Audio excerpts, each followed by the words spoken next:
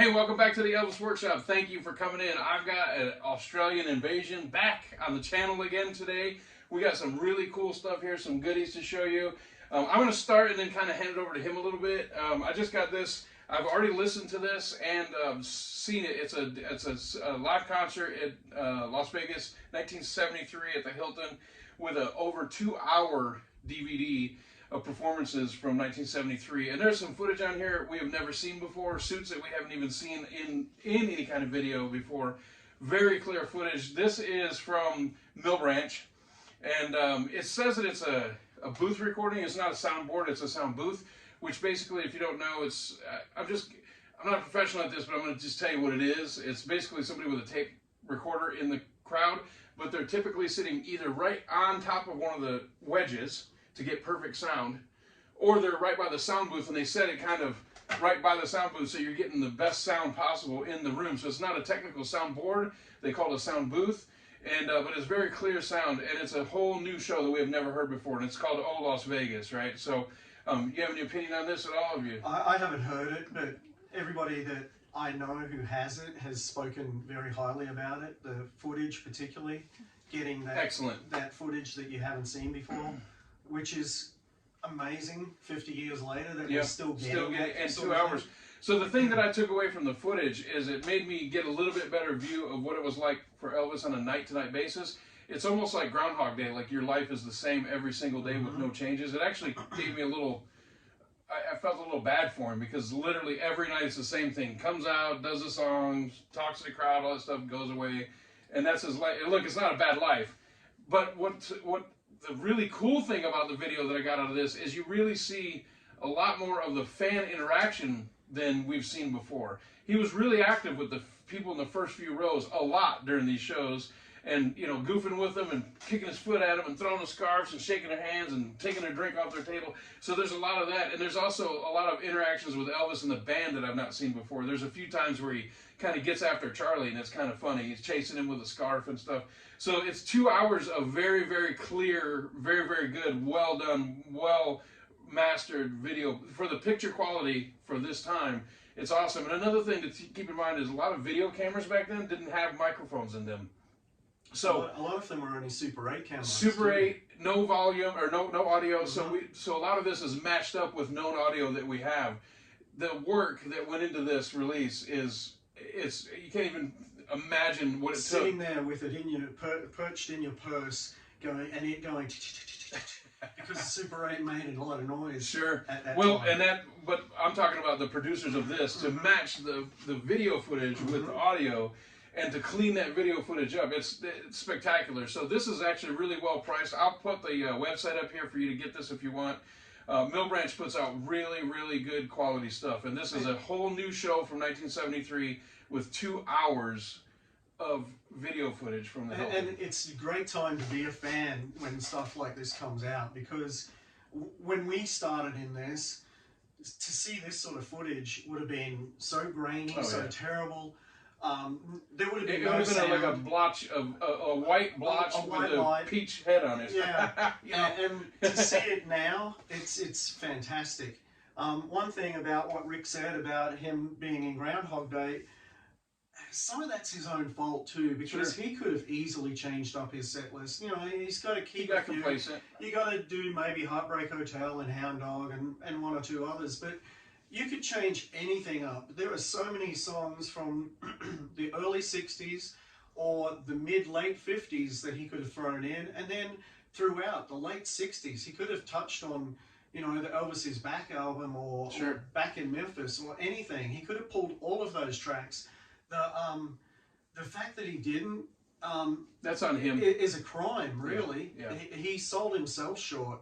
And then I was thinking on the plane down here, I was listening to Tom Jones, and I'm thinking, why didn't he steal more of that sort of his contemporary work? You know, like there's Tom Jones. There's some things that are confusing to me too. Like he did the Memphis sessions in 1969, and then he incorporates a few of the songs from that into the live set, and he picks some of the worst songs. True Love Travels on a Gravel Road. He chooses like 4 or 5 songs, and you know, Suspicious Minds, but he does In the Ghetto and Kentucky Rain just briefly. But then he does True Love Travels on a Gravel Road. He chooses the worst songs. And we're not meaning to pick on that. That's our opinion. Sure. You know, but he liked it. That's why he did could it. have definitely done Indescribably Blue a few times, and Marty would have been super happy. But the only person in the world probably. Yeah. But so much was missed, and so many missed opportunities, unfortunately. But you know, we have what we have, and we make the most of it. Yeah. Speaking of Marty, we're going to segue to the Australian angle. So a few months ago, we did a Camden video, which was a lot of fun. When I had 5 people here, and 1 New Zealander and 4 Aussies, and me. And we discussed this album, which I've never had this. I've never even seen one in a store. I would have picked it up. I love the artwork. I wanted this just for the artwork. I certainly didn't want it for the track listing. But this is an Australian Camden release, correct? And so it's a gatefold, which is cool. It's got a really blurry photo inside of Elvis, but it's kind of cool that it's a gatefold like that. And it was put together partly by the Australian Fan Club, so it's similar to like On Demand, where the English Fan Club put that together. And the back of it is cover art actually for a different Camden release, the Come On Everybody Camden release. So it's a cool one. I wanted it mainly just because of the artwork and because it's a Camden release, which they're cheap budget label releases, but I have very good memories from them growing up, and it helped make me who I am today. And Adam Taylor actually bought this and got it to me from Australia. He brought it for me from Australia personally. But I wanted this just specifically for the artwork, like I said. And the artwork is great. Isn't that fantastic? Yeah. It's very similar to the movie poster. That's the way it is, obviously. But it's that just jumps out at me, man. It's too bad this isn't a better album. The other Australian release that has similar artwork is Elvis in the 70s, and that's a great release. Oh, yeah, I have that one as well. We don't have it right this second. Right, I don't have it with me It comes here. to mind because they're both great Australian releases prior to Elvis passing away. Yeah. Then the last thing I wanted to say, and then I'm going to kind of hand it over here, is we went out shopping today because that's what we do. He's in town. By the way, give him props. He's got a head cold, doesn't feel good. We're still burning out one of the videos here, so thanks for not bailing on me. So I picked up it's a 70s version, right? The soundtrack of Roustabout, but it's unopened. And you know what? I'm going to break my own rules. Usually I open everything for the channel. It's actually just split a little bit, but it's not opened all the way. So this is new old stock. It's never been opened. I love the artwork. This is one of the best soundtrack cover art for one of the movies. Do you think that's due to the Colonel being his background? Yeah, I loved it. Probably put a little bit more effort into it. All the tents and all the signage. This came from Kmart, and it was $4.96, and that was in the 50s. So it'd be what, like $20 now, $15 somewhere in that area. And I paid $18 for it today, but I got a deal on it because I always do. But anyway, I'm going to leave this one for now. I might open it at some further date. Maybe if I do another movie soundtrack video or something, I'll open it. But I love the cover art on this. I have an Australian release of this. And the backside is different to the standard too. Well, there you go. So I picked this up today. So now, what did you bring? Well, Rick and I occasionally do a bit of a show and tell, and I got a few things out of my favorite things. My collection, and Rick gets to do it with a few other fans too. Ian comes in and brings some amazing stuff. It's like mind-blowing. So recently, last year, a company overseas put together these liquid filled 78s, and they put together this one firstly for That's Alright. And everybody thought, oh great, that's a bit of a gimmick. 125 of them, we'll be done with that. Unfortunately for my bank account, they released the other 4 singles.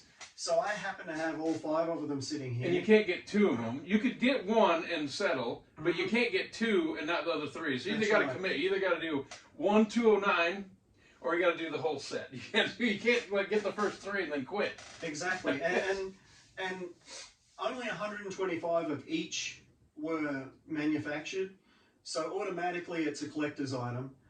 Some people love them, some people hate them.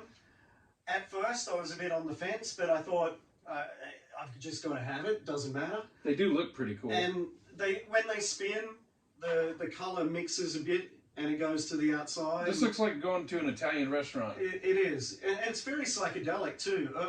Late 60s, you could put a light behind there and flip it around and have some fun. And it's something that recently I just got the last one about 3 weeks ago, and Rick and I had spoken about it, and I said, well, I can bring them down and we can have a look at them and let everybody see them, and Rick can put up a couple of little bits in his edits later. Yeah.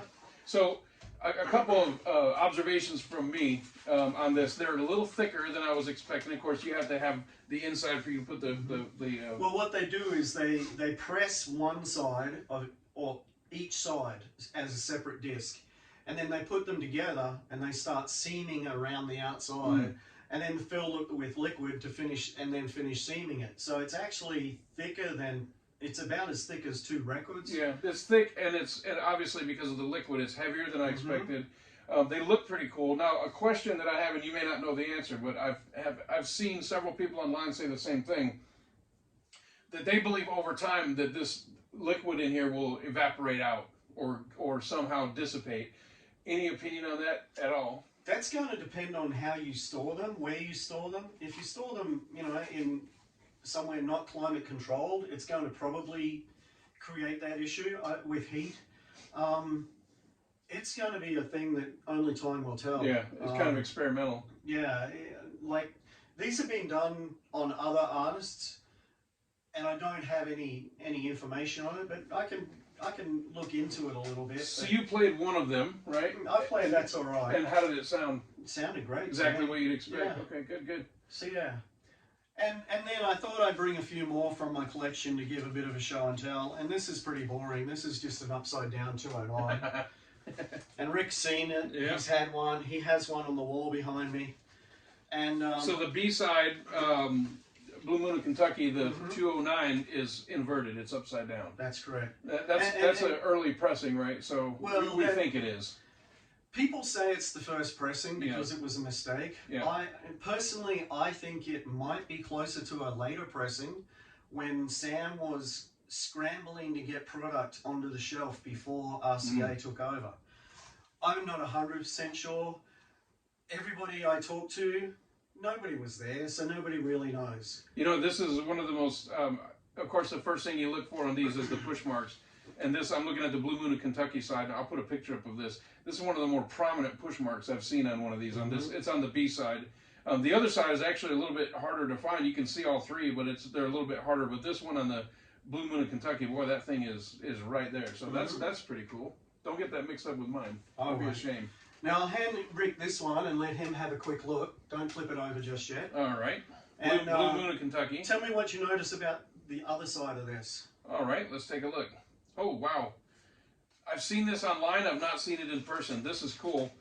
This is a label slip. A mispress where the label fell off. That was written on the top of the press. So when I first saw this, I actually made a very rookie mistake, and I said, oh, look, they put a 78 label on there. They didn't. The sun beams go all the way to the center point, but it gets popped out. So that's why they stop abruptly like they do here. So this looks like a 78 label. It's actually a 45 label, but it slipped, and then it got pressed on there. So that is cool. I've seen this online. I've not seen it in person. That is really cool. So that's one of my prizes in my collection, as you can imagine. And now I'll show him this one and see what he comes up with on this. This is my latest prize, and it's very rare as well. But flip it over, see what you see, and tell the folks what you're seeing. Oh, wow. Holy cow. It's a That's Alright 209 on both sides. So I'll show you pictures. It's a 209 and a 209, but it plays Blue Moon of Kentucky. Yes, and if you look there, there's writing on there. It says, "My friend, Blue Moon." Yeah. Dewey Phillips wrote that. Dewey Phillips owned this disc. I have a letter at home from one of his family members that says that. Wow. And the guy I bought it from has backed that story up. And wow. And so yeah, that one's pretty special. You don't see. This is probably the most unique 209 I've ever seen. Well, this one is pretty close. Sure, the mistake. Because I had to throw it at the wall.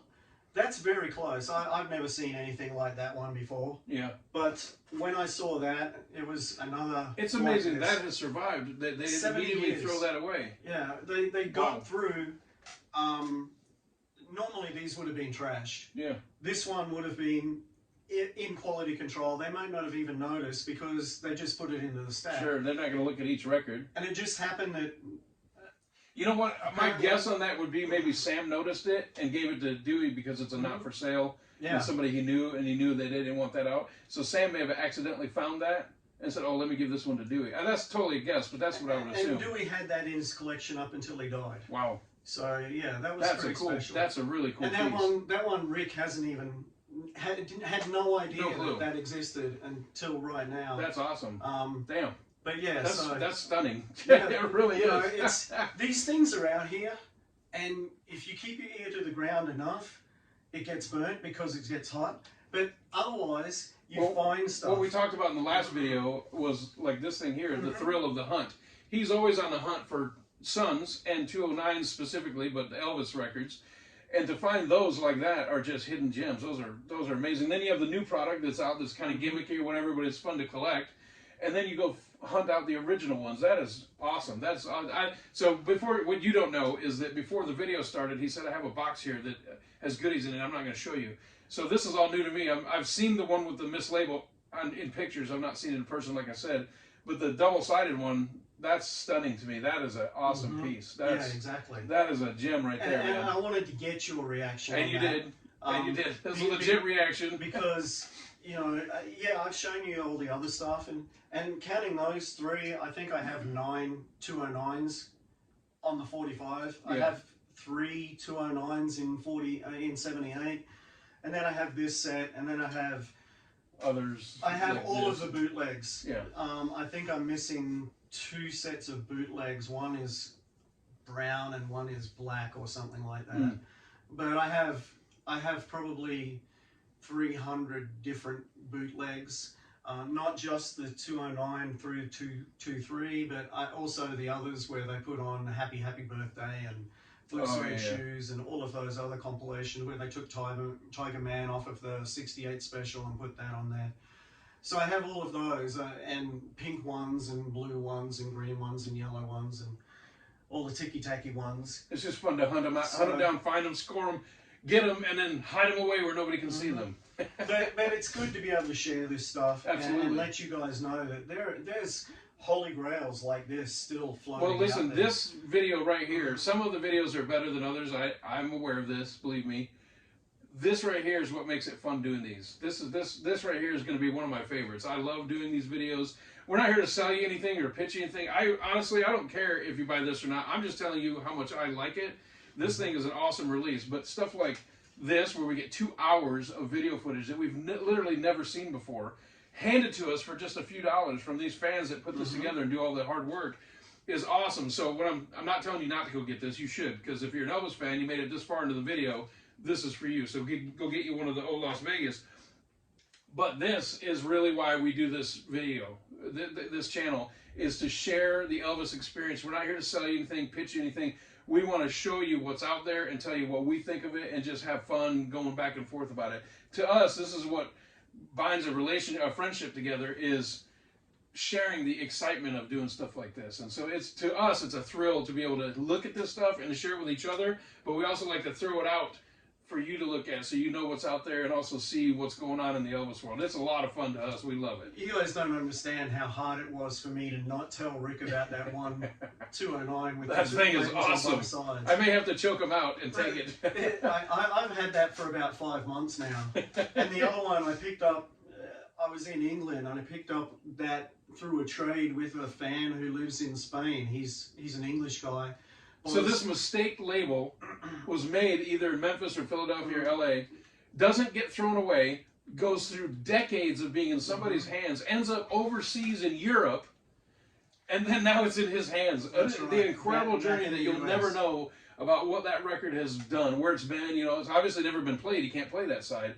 You can play the B side, but people have tried. You can see scratches in the label. Yeah, have tried. But to not have that thing just trashed or thrown away is just simply amazing. But then to last all these decades, go through no telling how many different hands, and then land in your collection. That's awesome. I love the thrill of the hunt. And that's the thing to me, is to find stuff like that. You know, one of the things that I've been working on is trying to compile all the variations of all of the Sun labels, like the official Sun labels, so all of the 45s, all of the 78s, and narrow it down, because it's mythology at the moment and the numbers are not well known, and this is just a part of it. These are anomalies rather than variations.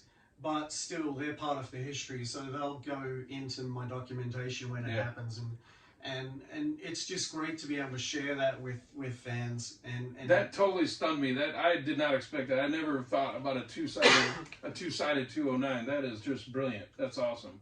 All right, so I think that's going to be it for today. I would think we run out of product, and he's kind of under the weather. So thanks again for hanging in there. He almost canceled the trip because he's a little bit ill, but here we are, and we did the video. So awesome. Social distancing at its That's best. right. No kissing. So I hope you like this one. Look, if you don't like this video, there's no reason to even watch the channel. But if you don't like this video, it's because you ain't nothing but a hound dog. All right. All right, we'll see you next time.